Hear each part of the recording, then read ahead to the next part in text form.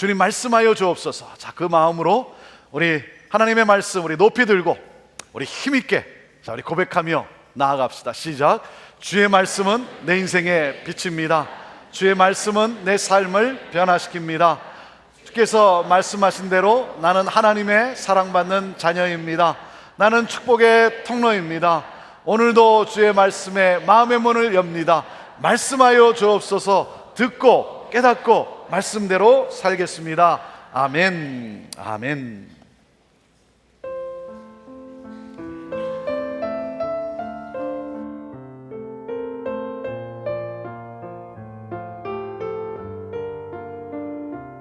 내 형제들아, 영광의 주 곧 우리 주 예수 그리스도를 믿는 믿음을 너희가 받았으니 사람을 외모로 취하지 말라.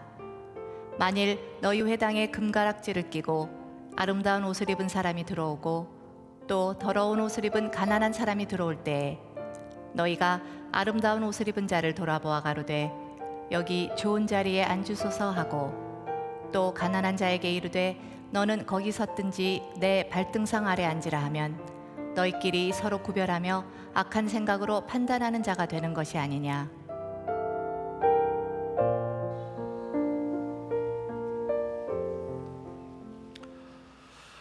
오늘은 야고보서 강의 8번째 시간입니다. 지난번 7번에 걸쳐서 야고보서의 서론 부분인 1장을 여러분과 함께 나누었습니다. 야고보서의 주제를 저는 성장에서 성숙으로라고 그렇게 정했습니다. 여러분, 우리는 성장해 가야 합니다. 우리는 자라가야 합니다. 어디에 이르기까지? 성숙에 이르기까지. 여러분 기억하십시오. 성장은 성공을 위함이 아니라 성숙을 위함입니다. 예수 그리스도를 닮은 성숙한 제자도의 삶.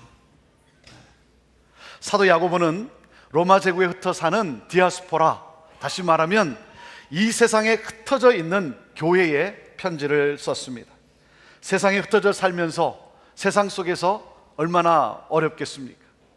여러분, 세상 한복판에서 이 세상에 여러 가지 세속적인 가치에 그 파도가 넘실대는 그 상황 속에서, 그 박해 속에서 믿음을 지키고 신앙인으로 살아간다는 것이 얼마나 어렵겠습니까?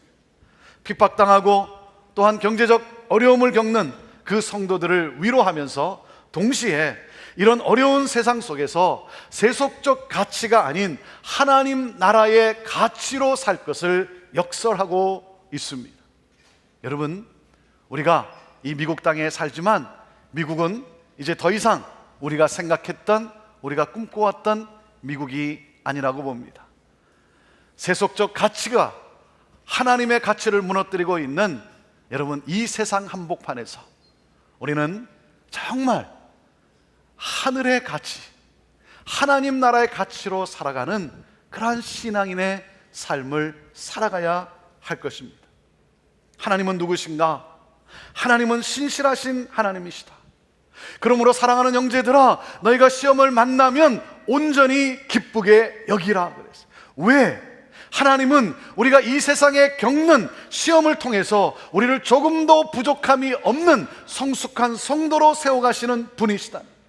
이 하나님을 믿는 믿음으로 하나님의 진리의 말씀을 겸손히 받으라. 그리고 받은 말씀을 실천하며 살라. 이것이 바로 참된 믿음의 삶이요, 참된 신앙생활의 삶이다. 그리고 참된 신앙생활이란 상대방을 존중하며 말을 함부로 하는 것이 아니다는 거예요.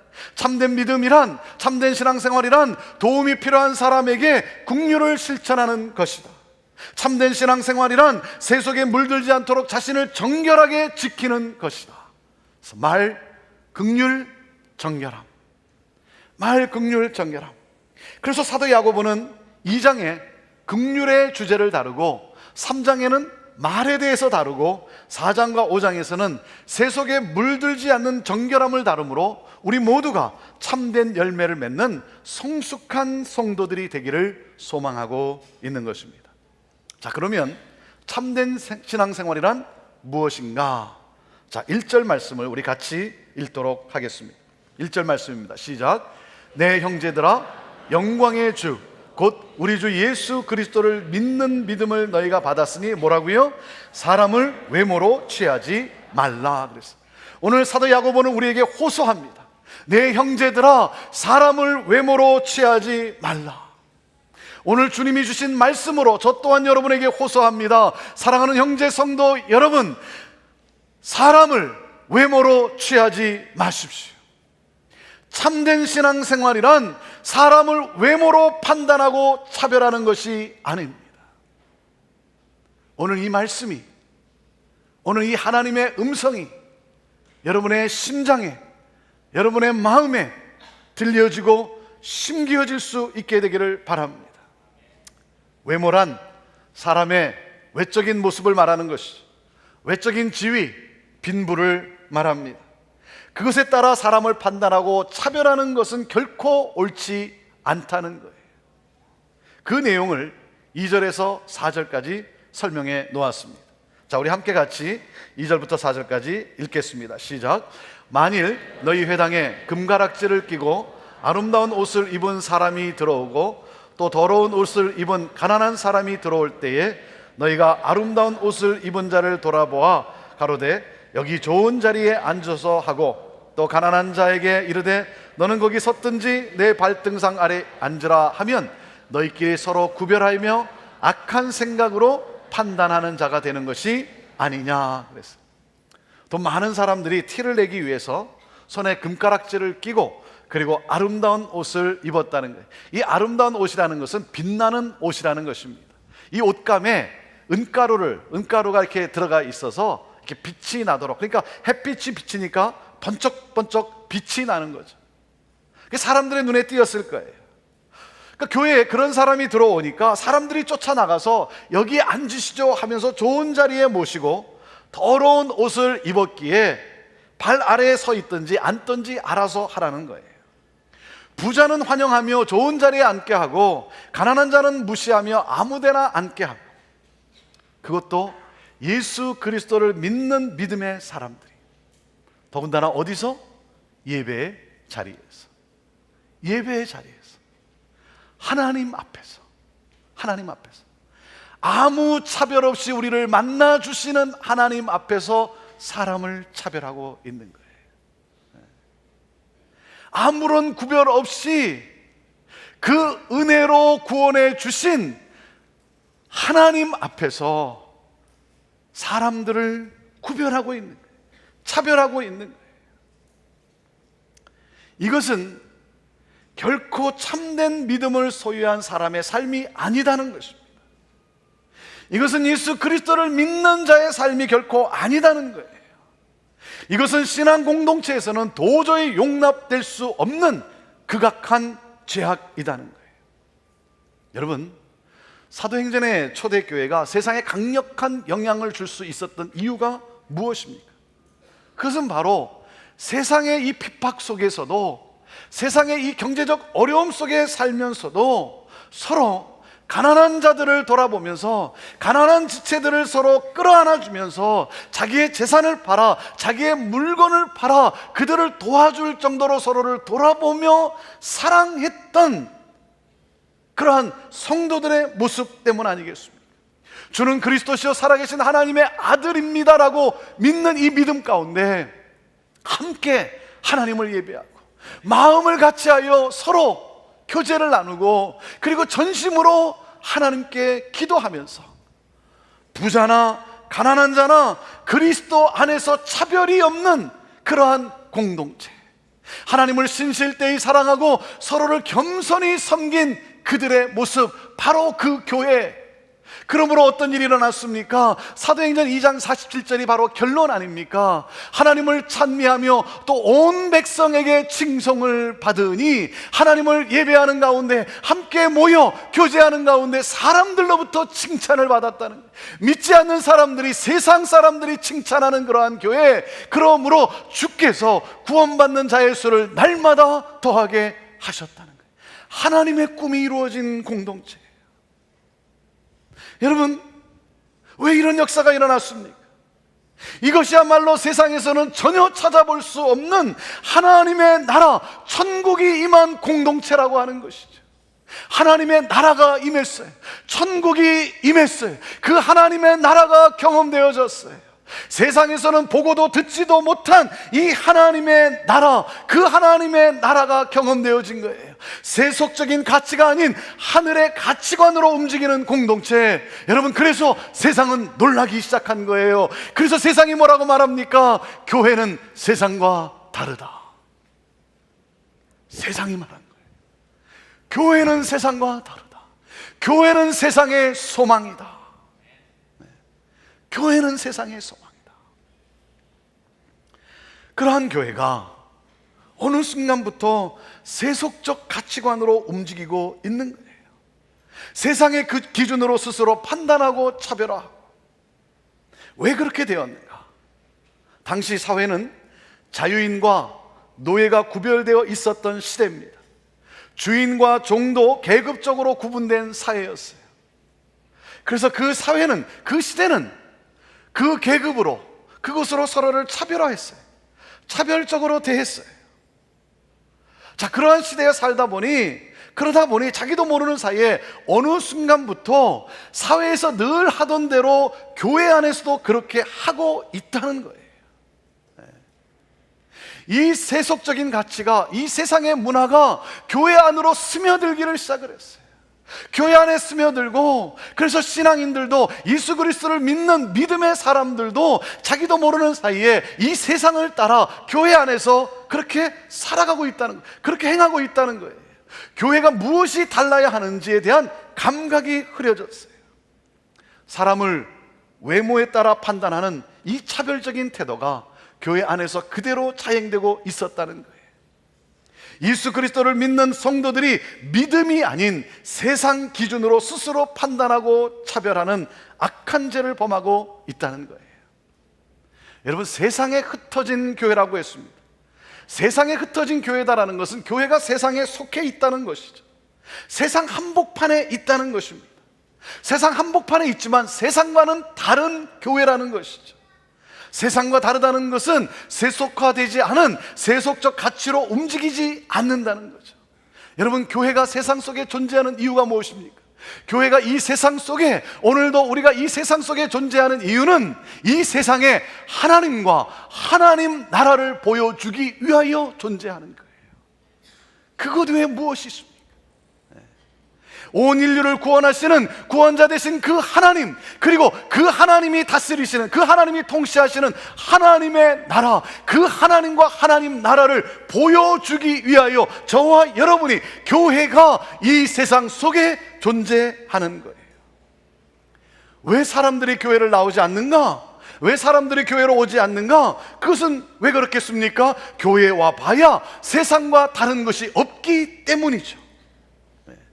교회나 세상이나 똑같이 생각하고 똑같이 행동하는데 굳이 교회를 올 필요가 무엇이 있겠습니까? 하나님과 하나님 나라는 보이지 않고 똑같은 인간의 모습만 보이는데, 여러분, 교회에 올 이유가 없잖아요. 하나님이 보여야죠. 하나님 나라가 보여야죠. 하나님 나라가 보이는 그러한 교회, 하늘의 가치관으로 움직이는 그러한 교회. 특별히 사도 야고보는 우리에게 말씀하고 있습니다. 부자에게는 잘하고 가난한 자와 약자는 무시하고 그러면 안 된다는 거예요. 사도 야고보는 피를 토하는 심정으로 호소하고 있어요. 날 사랑하는 형제들아, 사람을 외모로 판단하고 차별하지 말라. 여러분, 우리 형제교회의 사명선언문이 무엇입니까? 우리 형제교회 사명선언문이 무엇이죠? 하나님의 나라가 이 땅에 실현되는 예수 공동체. 하나님의 나라, 그 하나님의 나라가 그 가치가 보여지는 교회. 저는 바로 이것이 우리 교회이기를 바라고, 이 영적 스피릿으로 움직여지는 우리 교회이기를 바라요. 하나님의 나라의 가치관으로 움직여지는 그러한 교회. 여러분, 어떤 모임이든 어떤 단체든 어떤 공동체든 분위기라는 게 있어요. 분위기가 있습니다.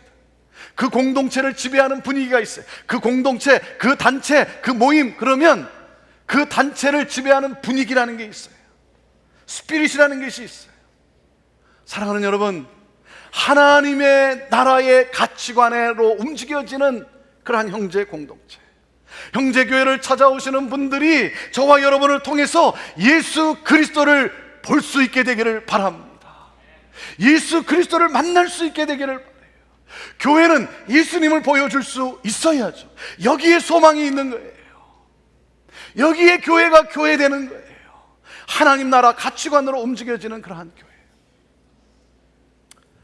사람을 판단하는 가장 기본이 뭡니까? 사람을 판단하는 가장 기본은 첫 인상이죠. 첫 인상. 그래서 많은 사람들이 성형수술을 하는 것 같기도 합니다. 왜냐하면 상대방에게 좋은 인상을 주어서 자신에게 호감을 갖게 하기 위해서죠. 여러분, 하지만 아무리 좋은 호감을 갖게 하고 좋은 인상을 주었다 할지라도 그 사람의 됨됨이 그 네 가지가 없으면 말짱 도루묵이에요. 이 네 가지가 없으면, 이 사 가지가 없으면, 아시겠어요? 이 사 가지가 없으면 말짱 도루묵이, 말짱 황인 거예요.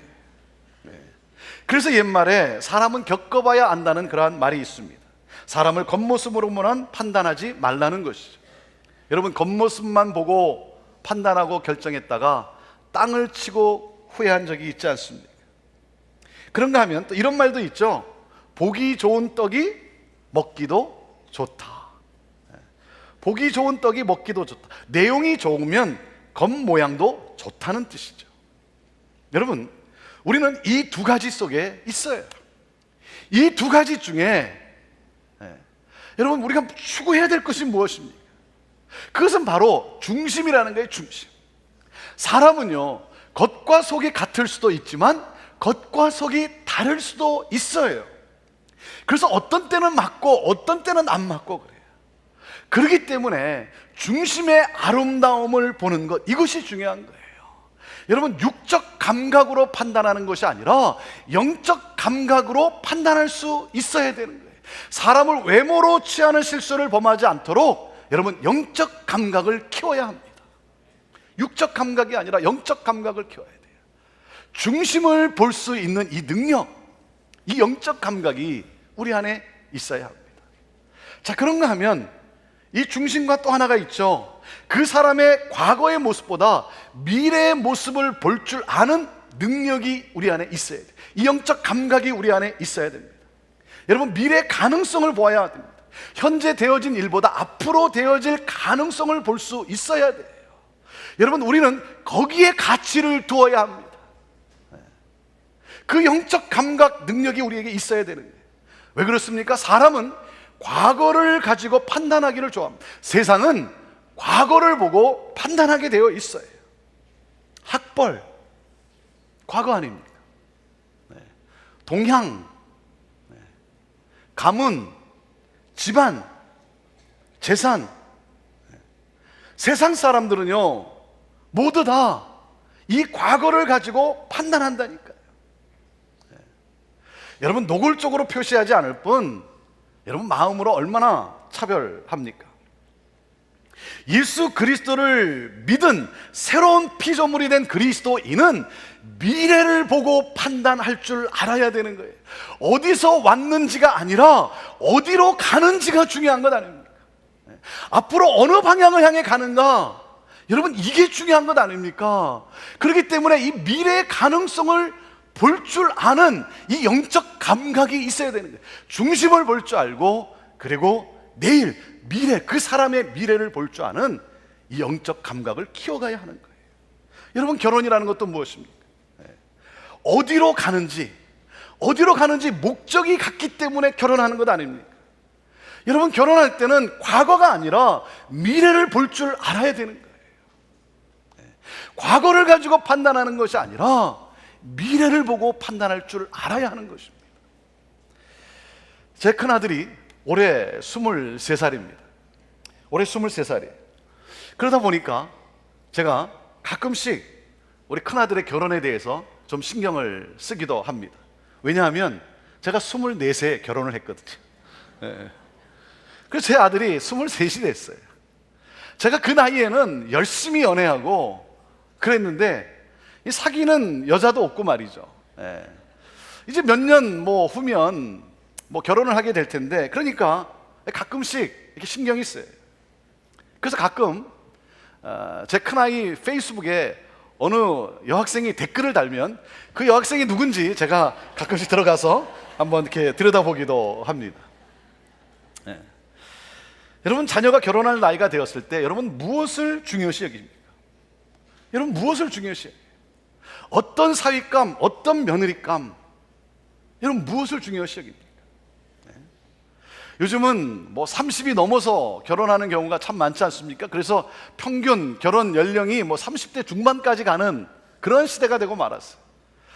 그러니까 30이 넘어가고 그러면 부모로서 여러분 마음이 막 굉장히 조마조마하잖아요. 네.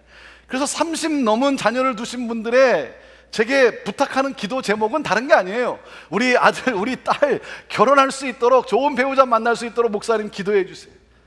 대부분의 기도 요청이 그런 거예요. 30이 넘도록 장가를 안 가니까 뭐라 그럽니까? 부모로서 뭐라 그러죠? 여자만 데리고 오라, 이거. 여자만 데리고 와라. 여자만, 제발 여자만 데리고 와라. 그래서 기적같이 눈이 맞아서 데리고 왔는데, 이 부모의 숨겨진 이 히든 카드가 너무나 많은 거예요. 여자만 데리고 오라 그래 놓고, 그래서 기적적으로 눈이 맞아서 여자를 데리고 왔더니 숨겨놓은 카드가 너무나 많은 거예요. 신앙 좋은 자매만, 여자만 데리고 와라 해놓고 말이죠. 그래서 정말 기적적으로 신앙 좋은 자매를 만나서 데리고 왔더니 숨겨놓은 카드가 너무나 많은 거예요. 학벌을 따지고, 집안 형편을 따지고, 인물을 따지고, 외모를 가지고 판단하기 시작해요. 그러면서 사위감에 대해, 며느리감에 대해 함부로 말을 해요. 왜 그렇습니까? 왜 함부로 말하죠? 자기 자식이 잘났다 이거죠. 여러분, 내 자식이 도대체 얼마나 잘났습니까? 내 자식이 잘났으면요, 다른 사람의 자식도 잘난 거예요. 아니, 내 자식만 귀합니까? 내 자식만 여러분 존귀합니까? 아니죠. 상대방의 자녀도 자식도 귀한 거예요. 그런데 자기 자식이 잘났다고 상대방 자식은 함부로 말을 해요. 과거를 가지고 판단을 하고 말이죠. 여러분, 인생에서 가장 중요한 게 뭐겠습니까? 인생에서 가장 중요한 것은요, 하나님 아버지를 사랑하는 믿음 아닙니까? 신앙 아닙니까? 여러분, 살아봐서 알잖아요. 여러분, 학벌 때문에 여러분 행복하십니까? 여러분, 재산 때문에 그렇게 여러분 행복하세요?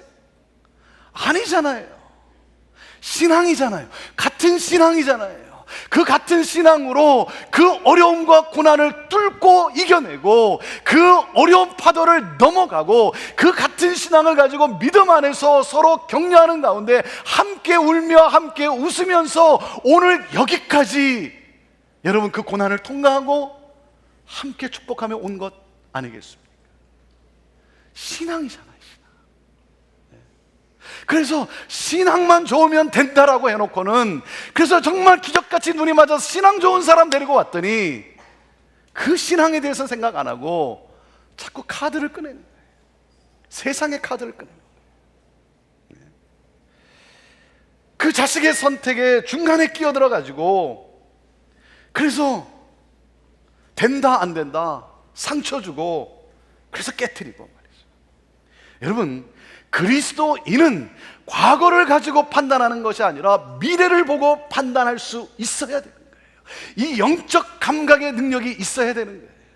여러분, 기도하세요. 내 자식이 좋은 신앙인으로서 좋은 사람을, 좋은 배우자를 만날 수 있도록 여러분 기도하세요. 제가 이렇게 부탁하는 분이 있어요. 자기 아들이, 목사님, 우리 아들이요, 좋은 대학 나왔고요, 좋은 직장에 취직했고요, 지금 집도 가지고 있고요, 차도 가지고 있고요, 다 갖추었어요. 신앙이 안 좋아서 그렇지 다 갖추고 있어요. 목사님, 좋은 신앙 여자를 만날 수 있도록 기도해 달라는 거예요. 여러분, 아니 그 여자 인생 망칠 일이 있습니까? 그 신앙 좋은 여자 인생을 망칠 일이 있냐 이거예요. 그것처럼 욕심이 어디 있어요? 여러분, 좋은 신앙인으로 길러내서, 그렇지 않습니까? 우리가 여름 성경학교를 하는데 킹덤 록, 정말 그 파운데이션, 반석 위에 굳건히 선 이 세상 속에, 이 세속의 가치에 흔들리지 않는 그러한 신앙에 굳건히 선 그러한 내 자녀를 길러냄으로 말미암아 여러분, 신앙인을 만나서 하나님 나라를 확장해 나가는 믿음의 가문을 이어가는 복된 인생을 살도록 여러분 기도해야죠. 쏟아부어야죠. 눈물로 씨를 뿌리는 자가 기쁨으로 단을 거둔다고 했어요. 내 자식의 신앙에 대해서는 아무 쏟아부음이 없지, 오직 세속적 가치관만을 추구하다가 여러분, 살아봐서 알잖아요. 살아봐서 알잖아요. 신앙이 없을 때, 신앙이 없으니까 조금 힘들다고 무시하고 깔보고 구타하고 사니 안 사니 하고. 사랑하는 여러분, 영적 감각을 키워야 됩니다.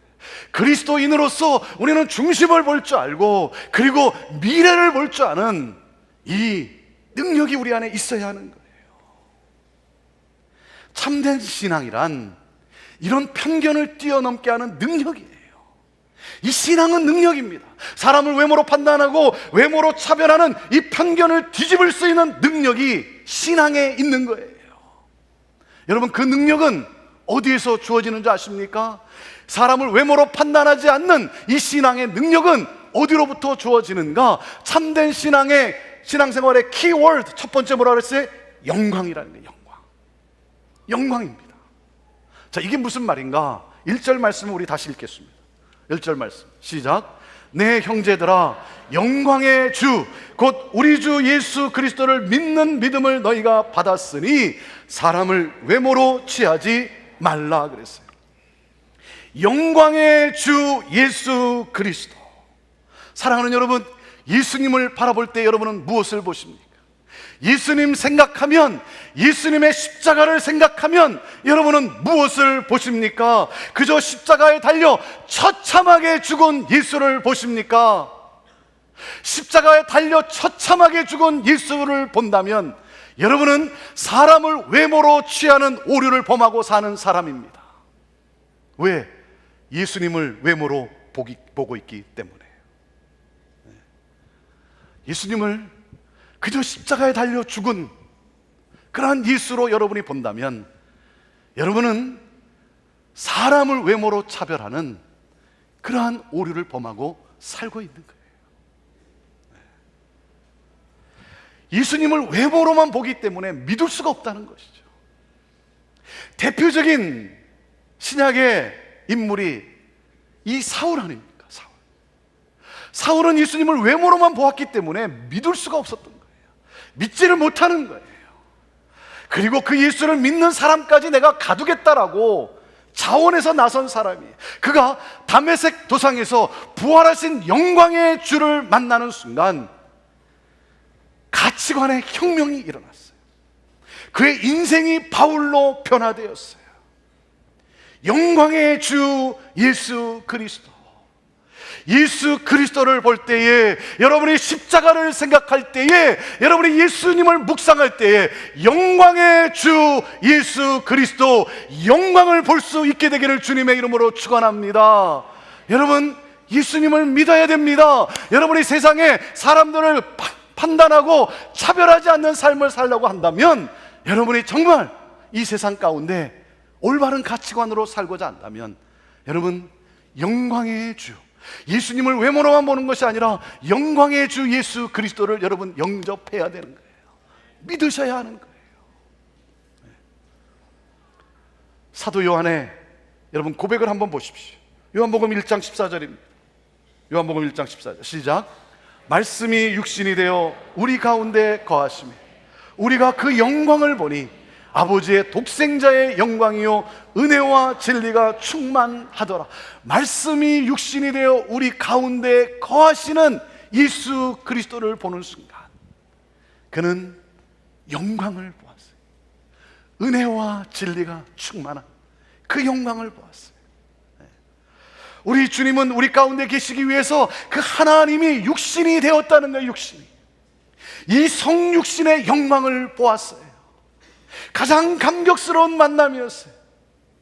하나님이 나와 함께 거하시기 위해서 나와 똑같은 육신의 몸을 입고 오셨어요. 어두움 속에 있는 나를 건져내기 위해서, 나를 빛 가운데 살기 위해서 인간의 세상 속으로 내려오셨어요. 죄악의 세상 속으로 들어오셨어요. 죄악 한복판인 나에게 오셨어요. 나에게 오셨어요. 여러분, 이 영광을 보십니까? 이 영광을 보십니까? 나를 위해 낮아질 대로 낮아지신 이 희생의 영광, 이 영광을 본 사람은 삶의 변화가 일어납니다. 왜? 성육신의 영광을 보니까 무엇입니까? 모든 것이 다 하나님의 은혜라고 하는 거예요. 분에 넘치는 은혜를 받은 자예요. 나의 신분이 바뀌었어요. 죄인의 신분에서 하나님의 자녀로 내 신분이 바뀌었어요. 내가, 이 죄 많은 인간이 그 성육신의 영광으로 말미암아 내가 하나님의 자녀가 되었어요. 그런 내가 어떻게 다른 사람을 판단할 수 있겠습니까? 그런 내가 어떻게 다른 사람을 나보다 낫다라고 내가 업신여기며 함부로 대할 수가 있겠습니까? 나 같은 이런 죄인을 구원하시기 위해서 낮아질 대로 낮아지신 이 예수 그리스도의 영광, 사랑하는 여러분, 그 영광이 내 마음을 사로잡았다면 우리는 다른 사람을 대하는 방법이 달라지게 되는 것입니다. 주님의 영광을 본 자는 결코 사람을 외모로 차별하지 않아요. 왜? 하나님의 영광을 본 자는요, 세상의 영광에 현혹되지 않아요. 그 하나님의 영광을 봤기 때문에 세상이 아무리 번쩍거려도, 세상의 거릿이 아무리 번쩍거려도 여러분, 거기에 내가 빠져들질 않아요. 왜? 그것은 잠시 있다가 사라질 거예요. 나는 영원함 속에 이 영광을 내가 보았어요. 이 찬란한 영광을 내가 보았는데, 여러분, 어떻게 이 세상에 사람들이 말하는 그 영광에 현혹되고 거기에서 내가 왔다 갔다 하고, 그래서 그것 때문에 사람을 외모로 판단하고 차별하겠습니까? 우리 주 예수 그리스도의 영광을 본 사람은 여러분, 고백하는 찬양이 있습니다. 그 찬양이 뭔지 아십니까? 주 예수보다 더 귀한 것은 없네. 이 세상 부귀와 바꿀 수 없네. 영죽을 내 대신 돌아가신 그 놀라운 사랑 잊지 못해. 주 예수보다 더 귀한 것은 없네. 이 세상 명예와 바꿀 수 없네. 이전에 즐기던 세상 일도 주 사랑하는 마음 뺏지 못해. 이 세상 행복과 바꿀 수 없네. 유혹과 핍박이 몰려와도 주 섬기는 내 마음 변치 못해. 세상 즐거움 다 버리고 세상 자랑 다 버렸네. 왜? 주 예수보다 더 귀한 것은 없기 때문에. 주님의 영광을 본 사람은 여러분, 세상의 부귀와 세상의 명예와 세상의 쾌락과 세상의 자랑이 아무리 영광스러워도 거기에 현혹되지 않아요. 그것 가지고 사람을 외모로 차별하지 않아요. 오늘 이 시간 우리 스스로에게 물어야 되는 질문이 있습니다. 오늘도 나는 주님의 영광을 보는가? 사랑하는 여러분, 예배 가운데 이 주님의 영광을 보고 계십니까? 이 영광의 주님을 여러분 찬양하고 계십니까? 주님의 영광을 봐야 합니다. 여러분, 예배의 자리에 신령과 진정으로 하나님을 예배하세요. 그러면 여러분은 이 주님의 영광을 보게 될 거예요. 그 주님을 온 마음으로 찬양하세요. 여러분, 그 주님을 생각하면서 말씀을 붙잡고 눈을 감고 하나님 앞에서 기도해 보세요. 그러면 세상에 눈으로 볼 수 없는 하늘의 영광을 보게 될 거예요. 여러분, 예배의 자리에서, 찬양의 자리에서, 기도의 자리에서 그 주님을 묵상해 보십시오. 하나님의 영광을 보게 될 거예요. 저는 여러분의 심령이 오늘도 그리스도의 영광으로 충만할 수 있게 되기를 바라요. 여러분의 심령이 그리스도의 영광으로 충만함으로 말미암아 여러분의 얼굴에 그 영광의 광채가 나타날 수 있게 되기를 바라요. 그래서 우리가 인사하는 게 있잖아요. 와, 당신의 얼굴에 광채가 납니다. 혹시 그리스도인 아닙니까? 혹시 크리스찬 아닙니까? 사랑하는 여러분, 그 영광의 주님을 보는 영적 눈이 열려서 그 주님의 영광과 함께 이 세상에 어떤 영광 가운데 흔들리지 않는, 사람을 외모로 차별하지 않는 이 세상을 뛰어넘는 능력의 삶을 살아가는 여러분 모두가 되기를 주님의 이름으로 축복합니다. 저는 우리 형제교회가 바로 그런 교회가 되기를 원해요. 하나님의 영광의 임재로 가득한 교회, 하나님의 영광 가운데 거하는 성도. 그래서 여기에 누가 들어오든 여기에 들어오는 사람이 우리를 통해 주님을 만나게 되고, 우리를 통해 가지고 있었던 상처가 치유되고 회복되어지고, 그의 심령이 예수 그리스도를 영접하는 이 놀라운 구원의 역사. 저는 우리 교회가 그런 교회가 되기를 원해요. 참된 신앙생활의 키워드는 첫 번째, 영광입니다. 영광입니다. 사랑하는 여러분, 오늘 그 주님의 영광 앞에서 나는 오늘 누구를 차별하고 있습니까? 누구를 세속적 가치로 판단하고 무시하고 있습니까? 며느리를 아니면 사위를 여러분 그렇게 차별하고 있습니까? 교회 안에서, 순 안에서 그 사람의 형편 때문에 그 사람을 차별하고 있지는 않습니까? 사랑하는 여러분, 중심을 볼 줄 알아야 되고, 그리고 과거가 아니라 미래를 볼 줄 아는 영적 감각, 예배 가운데, 찬양 가운데, 기도 가운데 그 주님의 영광을 보게 됨으로 말미암아 오늘도 이 문을 나서서 이 한 주간 여러분의 가정 속에, 여러분 세상 속에서 하나님 나라를 보여줄 수 있는, 하나님을 보여주는 참된 신앙생활의 능력의 그리스도인으로 살아가기를 축복합니다. 눈을 감고 잠시 생각하겠습니다.